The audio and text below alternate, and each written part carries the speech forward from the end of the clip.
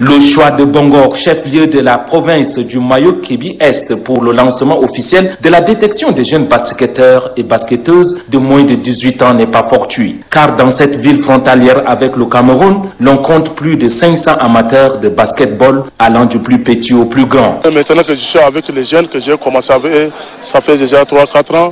Ils sont encore petits et que je compte beaucoup sur cette base-là qui va relever maintenant les élites là, parce que les élites sont partis et maintenant je suis au niveau de la base. Je suis en train de faire un travail au niveau de base. Comme il s'agit de la détection de la catégorie des moins de 18 ans, plus de 50 jeunes basketteurs, filles et garçons, ont été mobilisés. Et la concurrence est de taille, surtout chez les garçons. Leur rêve est d'être sélectionnés parmi les meilleurs. Je suis venu ici à l'intention d'être sélectionné.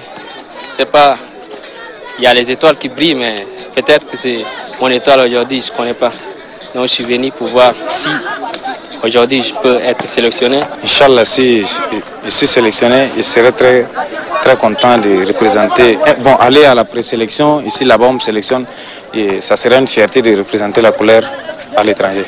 Chez les filles, c'est aussi la même détermination qui les anime. Je joue bien le basketball. Souvent sur le terrain, le coach fait que m'appeler. C'est dit à ça que je suis sûr de moi que je pourrais être parmi les gens qui seront sélectionnés. Younous Ahmed Seyd, le directeur technique national, et Belem Koto Doumbé, l'entraîneur national des jeunes qui s'occupe de la détection, apprécient déjà le niveau des jeunes basketteurs de Bongor. Nous sommes à notre première étape qui commence par Bongor, et après ça serait Mundou, ensuite Kumbra pour finir à Sar. Nous disons que ce match est à apprécier à sa juste valeur, car tous les jeunes ne sont pas vraiment au même niveau. Il y a d'autres qui sont avancés, d'autres sont moyens et d'autres sont encore en apprentissage. Après Bongor, c'est Mundou, chef-lieu de la province du Logone occidental, qui constitue la deuxième étape de la détection des jeunes basketteurs du sud du pays.